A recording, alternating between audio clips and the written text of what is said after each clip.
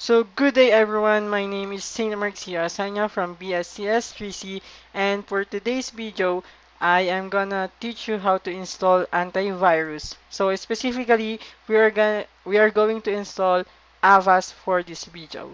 So without further ado, let's get started.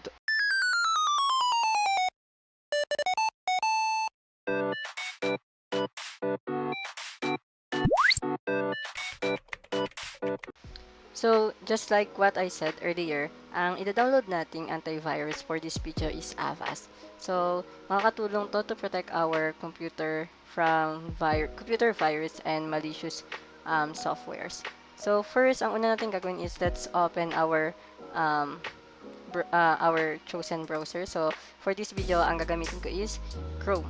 So, punta tayo sa Avast antivirus download.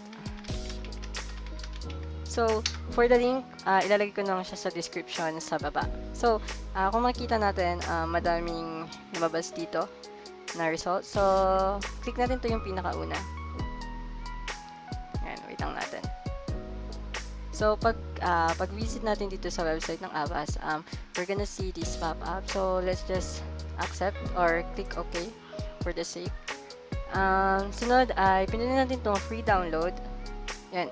So, may pop-up dito na screen na kung paano yung installation process. So, una yung run the Avast installer, confirm the installation, and follow step instruction. So, kung makikita natin dito sa may gilid, andito yung file na na-download natin, which is mabilis lang. So, click lang natin siya. Yan. So, may nag-pop up, do you want to allow this app to make changes to your devices, which is the Avast installer. So, I will just click yes. Yan. Okay, I will just minimize my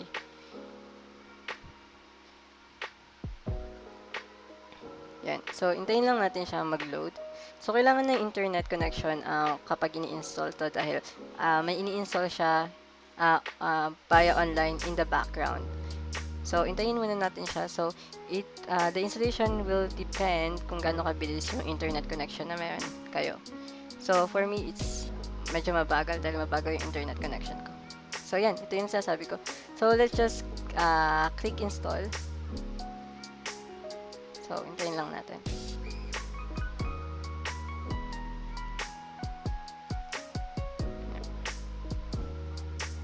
So, makikita natin dito sa gilid, mayroon siyang yan, nag-i-install na siya. Yan. So, during installation, nakalagay naman dito na do not turn off your computer. So, we should keep our computers on. Yan. So, hintayin muna natin siya.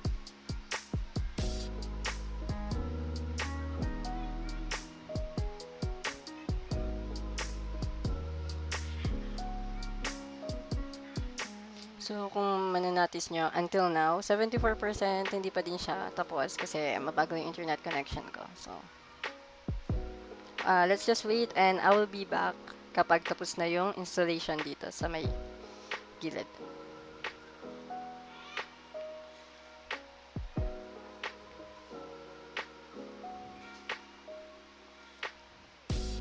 So, ayun na, bali tapos na yung installation at ito na yung lumabas. So, we're protecting in real time. So, let's click continue. Then, run first scan. So, mag-i-scan yung antivirus na in-install natin. So, kung makikita nyo,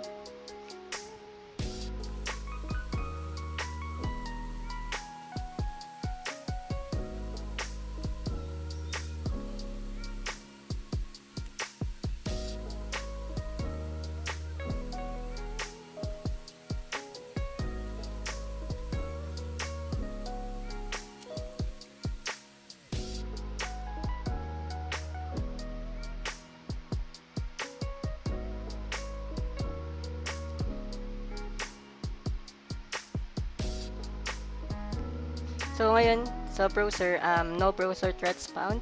So, let's check for the viruses and malware sa computer ko. So, it will also take time kasi pupunta siya kada folder para i-scan kung merong mga malicious malware sa mga folders and files na meron ako.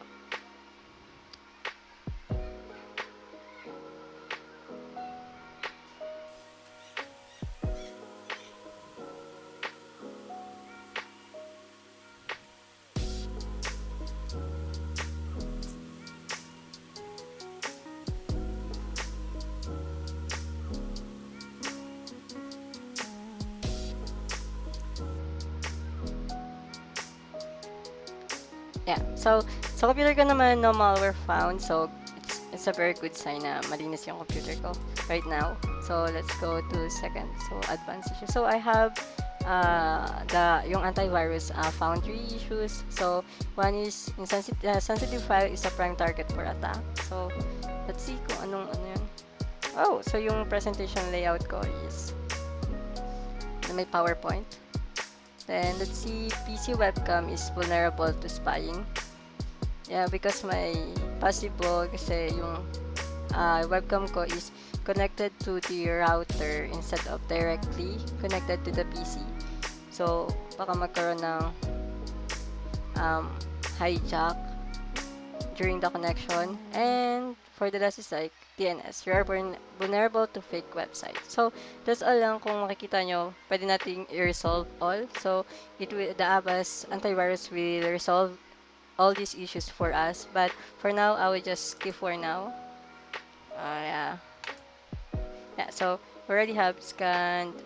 So, our computer is scanned.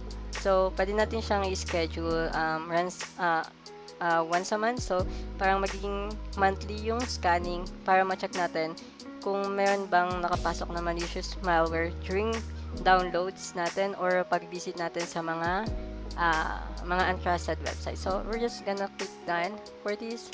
So, pwede tayong lagay ng email dito, but for now, I will not gonna put mine. So, yan. So, every time na gusto nating mag-check ng computer kung delikado ba yung kung meron bang mga malicious softwares or files na meron ng computer natin. So, we can just go to this software na in-install natin and we can just click Run Smart Scan. So, the antivirus will handle it for us.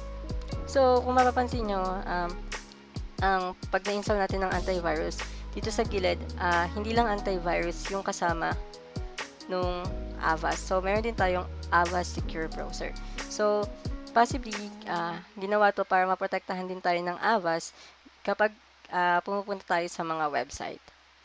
So, yun lang. And I hope nakatulong ang video na to to download Avast para magkaroon kayo ng sarili nyong antivirus. And also, it's free. Kaya, you don't need to worry about payment. And if meron ka namang budgets, you can pay for some features na meron ng Avast, which is also great. So, that is for now, and thank you for watching my video, and see you soon.